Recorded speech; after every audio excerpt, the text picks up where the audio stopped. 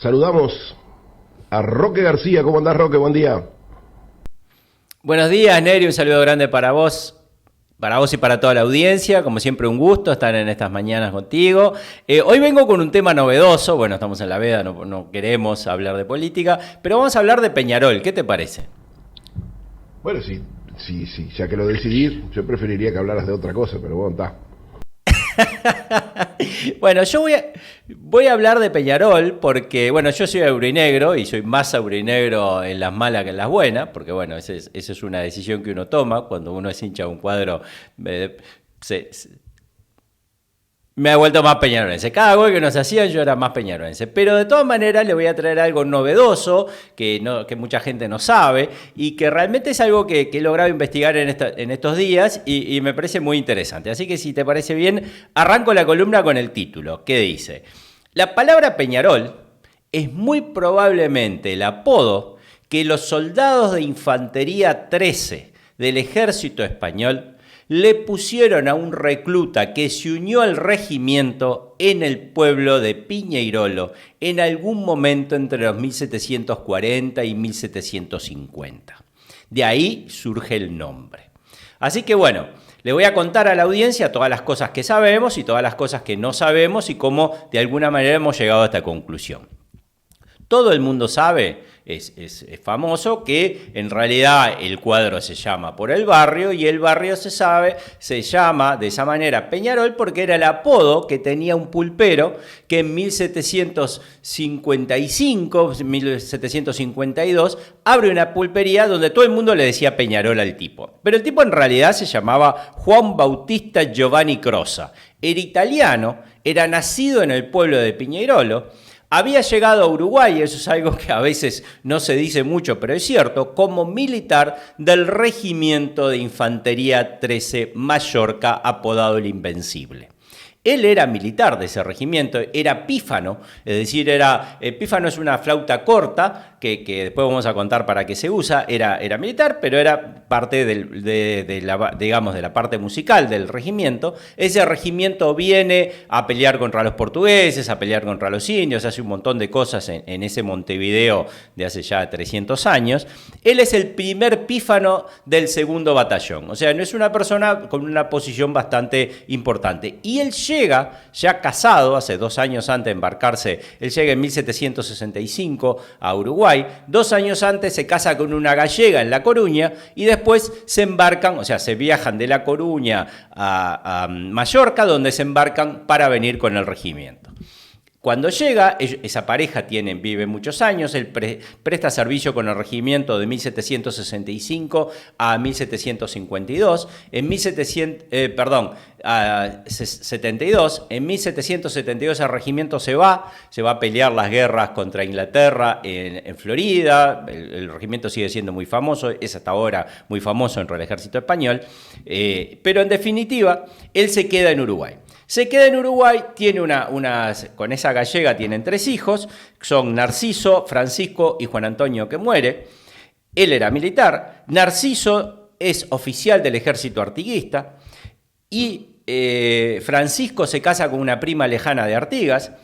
Y uno de sus nietos, el nieto de Peñarol, del primer tipo que le dicen Peñarol, es oficial del ejército de La Valleja.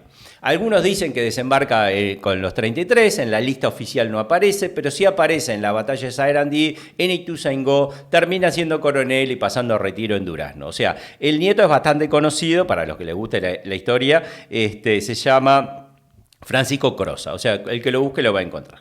Es decir, todo eso lo sabemos. Sabemos que Crosa llega a Uruguay en 1765, primer pífano, y llega con la familia. Y eso es raro porque los oficiales normalmente no llegan con la familia. Los oficiales iban a la guerra sin la familia. Este Crosa llega, que le llaman Peñarol, que ya cuando se casa en Galicia en 1763 que tiene su apodo, que se llama Peñarol. Todo eso son datos y eso cualquiera persona lo puede buscar, hay abundantes datos en internet.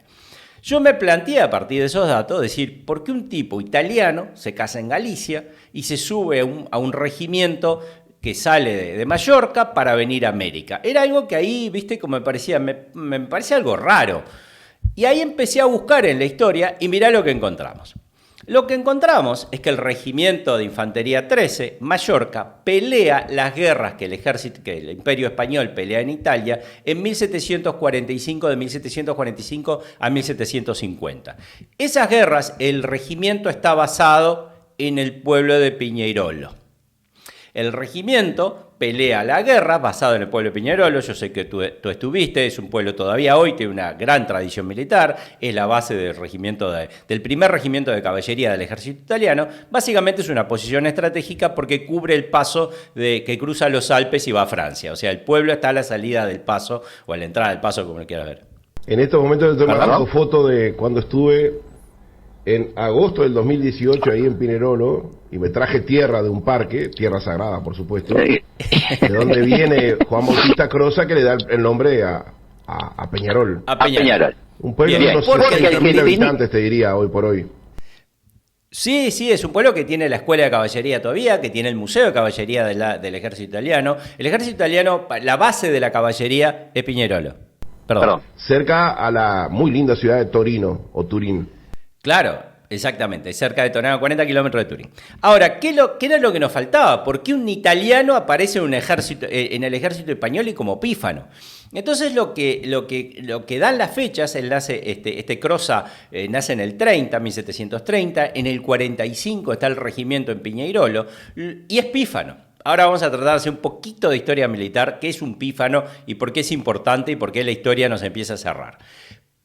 Los que han visto las películas en el siglo XVIII, la infantería peleaba todos en una línea, seguramente lo viste, uno al lado del otro, y van caminando como en una línea hasta llegar a una distancia de tiro de la otra línea enemiga, y ahí tiran y después siguen caminando. Es como un ejercicio que parece soldadito de plomo, ¿no?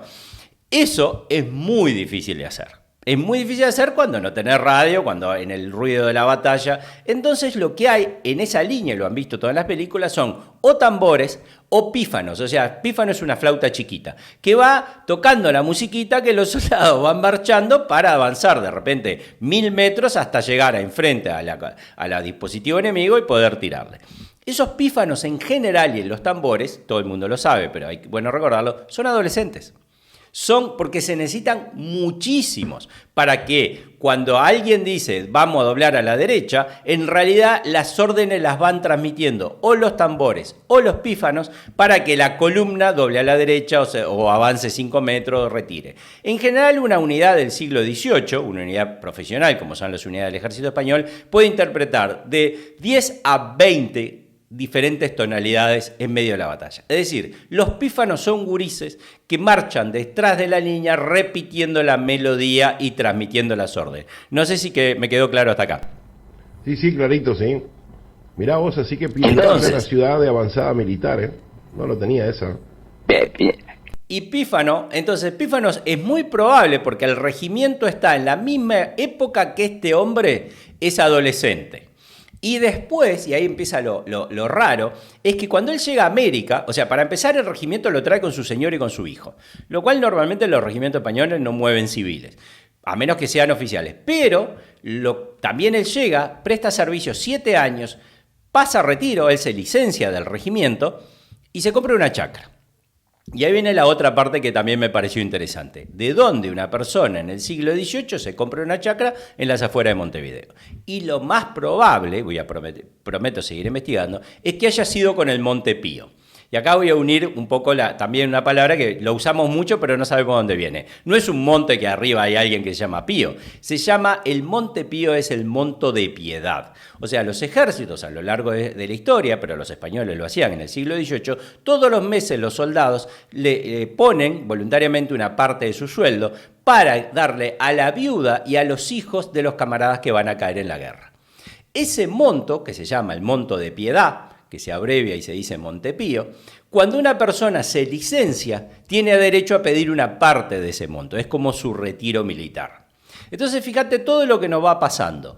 Tenemos una persona que posiblemente ingresó al regimiento Mallorca siendo un adolescente, que ingresó en el 45, en el 65 cuando viene a las tierras que son Uruguay hoy, ya tiene 20 años trabajando, que 7 años después se licencia e inmediatamente compra una chacra en las afueras de Montevideo donde va a poner una pulpería.